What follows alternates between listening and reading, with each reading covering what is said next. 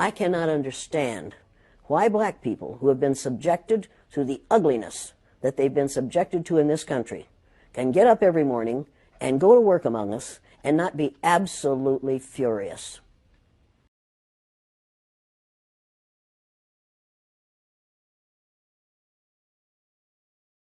Although slavery has been abolished, remnants of certain practices, terminologies, and beliefs that were once perpetrated by the institution persist, exerting a profound impact on our society today. In an attempt to rationalize the inhumane treatment inflicted upon black slaves, white supremacists and slave owners crafted a range of stereotypes, conducts, and fallacies. These distortions were used to justify their cruel actions towards black people during slavery.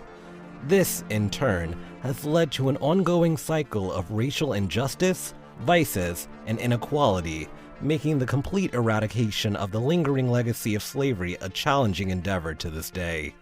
From the barbaric root of the widespread term in America called motherfucker, to the brutal practice that led to sagging pants, which is a style now popular among African American males, we'll be discussing the unknown facts about slavery that still manifest today. Join us as we delve into the discussion about how the impact of slavery remains evident in our society, as many aspects of our lives and languages continue to reflect the injustices that were committed against African slaves. During slavery, the term motherfucker was used as a slur against enslaved men, insinuating that they had engaged in sexual relations with their mothers. It was an extremely abusive and dehumanizing term, which was often used by the white slave owners as a way to denigrate and degrade black men in the era of slavery. Sadly, this term is still used today, and its roots can be traced back to the sexual abuse and humiliation that black men were subjected to during slavery. To further humiliate and reduce the ego of black men, they were forced into having sexual relations with their mothers. In certain instances, many of them were compelled to engage in sexual acts with their mothers in the presence of their family or perform such acts in front of white spectators for entertainment. While on slave breeding farms, male slaves were also forced into sexual relations with numerous women, including their mothers and family members. This horrific practice ultimately gave rise to the coining of the term motherfucker. The brutality extended beyond mere physical harm, encompassing psychological trauma and profound humiliation inflicted upon African American men and their loved ones. Families and fellow slaves were forced to refer to these men using the degrading term motherfucker. This dehumanizing term has persisted not only among African Americans, but also among other people, being used to insult each other during conflicts or arguments. The distressing sexual exploitation and degradation experienced by black men throughout the era of slavery extended beyond coerced relations with family members. These men also endured the dehumanizing act of rape at the hands of their homosexual white masters, which further demeaned and emasculated them. This tragic part of history gave rise to the practice and term known as sagging, which symbolizes the enduring impact of these atrocities.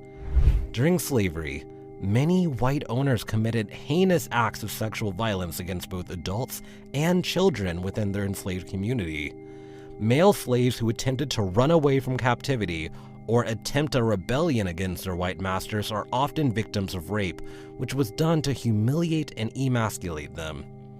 After this barbaric sexual abuse, the slave owners would compel these men to lower their trousers to symbolize the tragic ordeal they had endured and serve a lesson to other slaves who harbor thoughts of rebellion.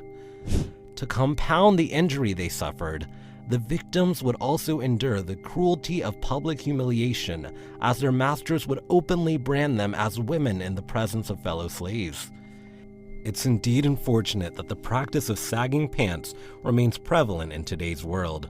Many African American men and teenage boys continue to sag their pants to project a specific image, make a fashion statement, or appear gangster, often without realizing the historical context and immoral origins of this practice. Another unknown fact about slavery is the phrase, welfare queen.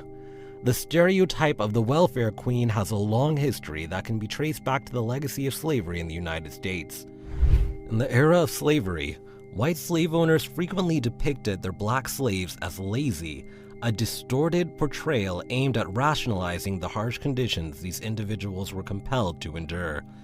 The emergence of the welfare queen stereotype served as a tool to demonize and degrade impoverished black women who relied on government assistance, subsequently perpetuating damaging falsehoods about the moral integrity of black women.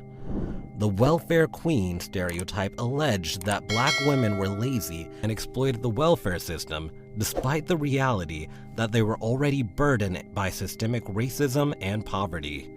This stereotype reinforced racist and classist ideas about who was deserving of government assistance and who was taking advantage of the system.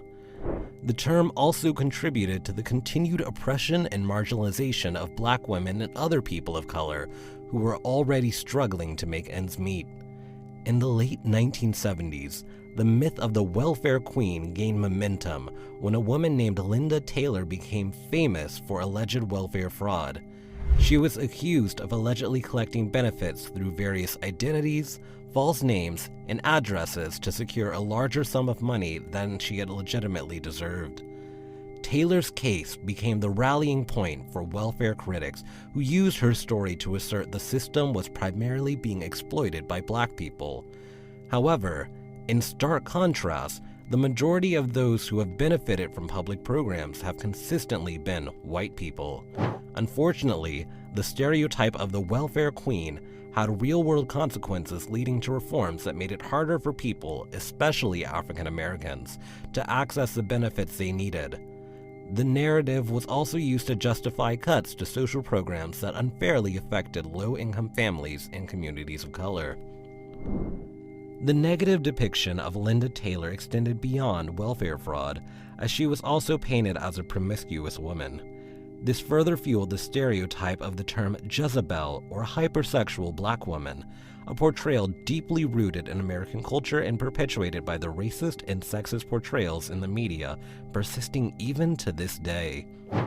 The labels Jezebel and hypersexual attributed to black women trace their origins back to the sexual violence and exploitation endured by black women during slavery. White men who raped and assaulted enslaved black women would justify their actions by portraying them as sexually promiscuous, making it seem as though the women had been the ones who instigated the assault. Female slaves who refused to submit to sexual relations with their masters were either sold, brutally punished, or threatened with family separation. These labels also claimed that black women had an enormous sexual desire and therefore were not satisfied with their black counterparts, so they seduced white men as well. But in reality, enslaved black women have consistently been subject to the authority of their white masters, who held the power to dictate their fates as they deemed fit. This false narrative about female slaves was employed to rationalize the mistreatment and degradation of enslaved black women, who were regarded as subhuman during that era. Sadly, the labels of Jezebel and hypersexual for black women continue to persist in our society, perpetuating the demanding and objectifying treatment of not only black women, but of women in general. While we reflect these lesser-known facts about slavery that persist in our modern world, we are confronted with the profound lessons they offer. The continued use of derogatory terms like motherfucker and the practice of sagging pants not only perpetuate historical injustices, but also stand as a reminder of the enduring impact of slavery. When we understand the origins and implications of these practices and terms, we'll unlock valuable lessons that emphasize the significance of empathy, respect, and cultural sensitivity. So, as we recognize the traumatic experiences endured by African slaves, let us dismantle the harmful stereotypes and language that perpetuate their suffering. If we actively and collectively work to eradicate these remnants of the past, we'll be able to honor the resilience of those who endured unimaginable hardship and pave the way for a more inclusive and compassionate future. Now, tell us, do you know any other lesser-known facts about slavery that still manifest today? Let us know in the comments below. We'd love to hear from you. I cannot understand why black people who have been subjected to the ugliness that they've been subjected to in this country can get up every morning and go to work among us and not be absolutely furious.